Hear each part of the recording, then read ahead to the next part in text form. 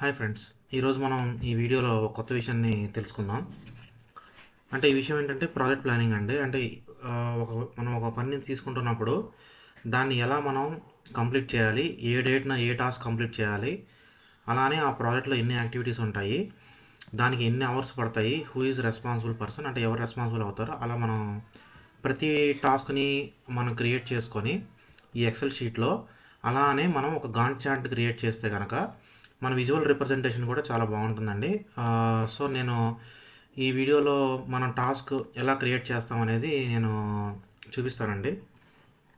ఇప్పుడు ఉదాహరణకి task name,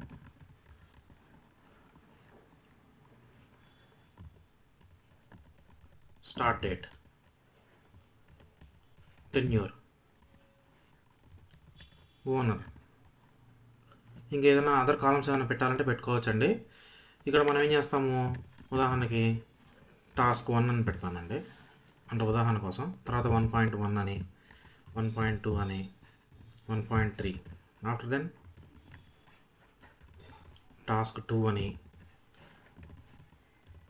తర్వాత 2.1. మనం కొన్నిసారికి సబ్ టాస్క్ కూడా ఉంటాయండి. అంటే స్ట్రైట్ అవే టాస్క్ అని కాదు, లేదా ఇది వరకు నేను ఎగ్జాంపుల్గానే పెడుతున్నాను. మీకు కావాలనుకుంటే స్పెసిఫిక్గా మీరు టాస్క్ నేమ్ పెట్టచ్చండి.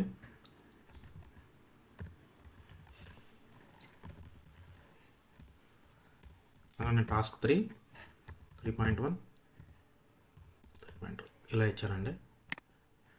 ఇప్పుడు నేను ఏం చేస్తానంటే అండి, ఇక్కడ మనకి డేట్స్ అనేది అసైన్ చేసుకుంటాను.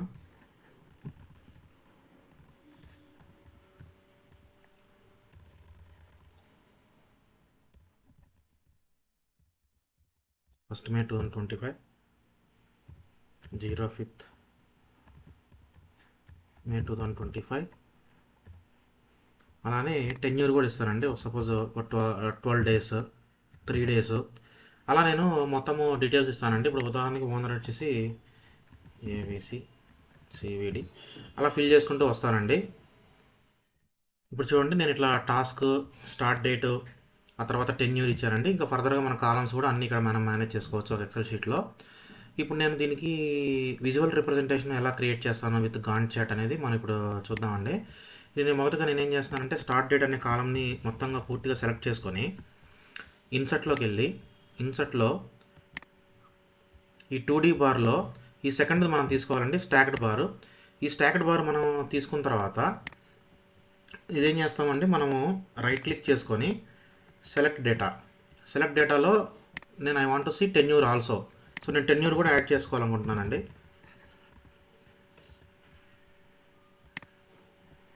సో ఇక్కడ నేను అలా క్లిక్ చేసిన తర్వాత ఇక్కడ సెల్స్ అన్ని నేను సెలెక్ట్ చేసుకోవాలండి. ఈ సెలెక్ట్ చేసుకున్న తర్వాత ఫైనల్గా ఇక్కడ క్లిక్ చేయాలి. ఇక్కడ క్లిక్ చేస్తే మనకి టెన్యూర్ కూడా ఈ టేబుల్లోకి వచ్చేసిందండి.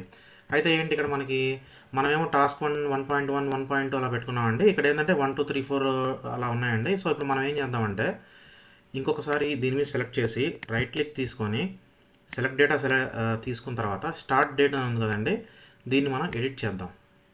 ఎడిట్ చేసి ఈ క్లిక్ చేసిన తర్వాత ఇక్కడ నేను ఈ డేటాని సెలెక్ట్ చేసుకుంటానండి, టాస్క్ 1, 2, 3, 4, 5 అని. ఆ తర్వాత మళ్ళీ అంతా సెలెక్ట్ చేసుకున్న తర్వాత ఈ బటన్ మీద క్లిక్ చేయాలండి. ఆటోమేటిక్గా మనకి ఇప్పుడు 1, 2, 3, 4 కాకుండా టాస్క్ 1, 1.1, 1.2, 1.3 అలా వచ్చినాయండి. అయితే ఇక్కడ సమస్య ఏంటంటే, మనకి టాస్క్ 1 స్టార్టింగ్ వచ్చి టాస్క్ 3.3 పైన వచ్చిందండి. So I want to see task 1 first. So అందుకని ఏం చేస్తామంటే, ఈ కాలం మీద సెలెక్ట్ చేసుకొని రైట్ క్లిక్ తీసుకున్న తర్వాత, ఈ కాలం మీద సెలెక్ట్ చేసుకొని ఇక్కడ ఒక బటన్ ఉంది చూడండి, రైట్ హ్యాండ్ సైడ్లో కేటగిరీస్ ఇన్ రివర్స్ ఆర్డర్ అని. ఈ సెలెక్ట్ చేసుకున్న తర్వాత ఇది ఆటోమేటిక్ మనకి టాస్క్ 1 అనేది పైన వస్తుందండి. ఇప్పుడు ఏంటి, మనకి టాస్క్ 1 వచ్చింది. అలానే ఎప్పటి నుంచి స్టార్ట్ అవుతే మనం తెలుసుకున్నాము. సో ఇప్పుడు మనం ఏం చేయాలంటే అండి, ఇప్పుడు ఇది సెలెక్ట్ చేసుకొని ఇలా డబుల్ క్లిక్ చేసిన తర్వాత ఈ కలర్ తీసుకొని నో ఫిల్ చేయాలండి. నో ఫిల్ చేస్తే ఏంటంటే, ఇక్కడ చూడండి, నో ఫిల్ చేస్తే మనకి విజువల్ రిప్రజెంటేషన్ ఎలా వస్తుందో ఇప్పుడు మనకి నీట్గా మనకి ఈ గాంట్ చార్ట్లో మనకు కనబడుతుంది. అయితే మన ఫస్ట్ టాస్క్ ఎప్పుడు మొదలవుతుందంటే 1st మే మొదలవుతుంది. కానీ ఇక్కడ మనకి ఏంది 24th మార్చ్ నుంచి మనకి చార్ట్ చూపిస్తుంది. సో దానికోసం మనం ఏం చేయాలంటే అండి, మనం ఫస్ట్ ఇట్లా తీసుకొని ఈ డేట్ ఒక సెల్లో పడేసి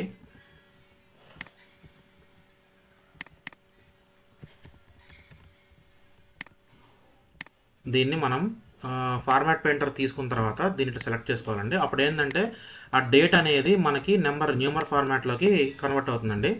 సో ఇప్పుడు మనం ఏం చేస్తామంటే ఇందాక ఎట్లయితే టాస్క్లో మనము ఈ బార్ మనం ఎట్లయితే చేంజ్ చేసుకున్నాం అట్లానే ఇప్పుడు ఈ బార్ మీద క్లిక్ చేయాలండి. ఈ బార్ మీద క్లిక్ చేసిన తర్వాత ఈ మినిమం అమౌంట్ ఉంటుంది కదా, ఈ మినిమం అమౌంట్ని డిలీట్ చేసి ఇందాక మనం ఏదైతే నెంబర్ కన్వర్ట్ చేసుకున్నామో అది ఇచ్చి జస్ట్ ఎంటర్ ఇవ్వండి.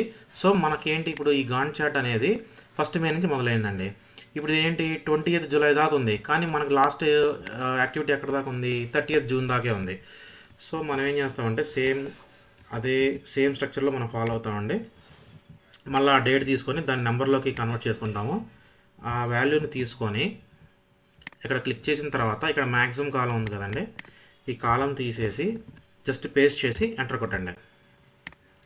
సో ఇప్పుడు చూడండి మన గాంట్ చార్ట్ ఎట్లా మొదలైంది, 1st మే నుంచి 30th జూన్ దాకా ఉందండి. ప్రతి టాస్క్ 1, 1.1, 1.2 అది ఎక్కడి నుంచి మొదలవుతుంది, ఎక్కడి నుంచి ఎండ్ అవుతుంది అనేది చాలా క్లియర్గా ఉందండి. మనకి మన మేనేజర్కి ప్రజెంట్ చేసేటప్పుడు కూడా ఇగో నా యాక్టివిటీస్ ఇవి, నేను ఇలా చేయబోతున్నాను, నా ప్లాన్ ఇది, నా ప్రాజెక్ట్కి ప్లాన్ ఇది అని చెప్పుకోవడానికి చాలా ఈజీగా ఉంటుందండి. సో ఇది ఈ విధంగా మనం ఏం చేస్తామంటే డేటాని ప్రిపేర్ చేసుకొని ఆ డేటాని విజువల్ రిప్రజెంటేషన్లో గాంట్ చార్ట్లో మనం ఇలా రిప్రజెంట్ చేస్తామండి. ఈ విధంగా చాలా క్లియర్గా ఉంది. టాస్క్ 1 ఎప్పుడు స్టార్ట్ అవుతుంది, ఎప్పుడు కంప్లీట్ అవుతుంది, 1.1 ఎప్పుడు స్టార్ట్ అవుతుంది, ఎప్పుడు కంప్లీట్ అవుతుంది. ఇక్కడ చూసారా వాల్యూ 4 అని చూపిస్తుంది, అంటే ఏంటంటే 4 డేస్, అంటే ఎక్కడి నుంచి 4 డేస్, 1st మే నుంచి 4 డేస్ అనమాట. సో అట్లా చాలా క్లియర్గా ఉంటుందండి. ఐ హోప్ ఇది మీ అందరికీ ఉపయోగపడుతుందని నేను భావిస్తున్నాను. థ్యాంక్స్.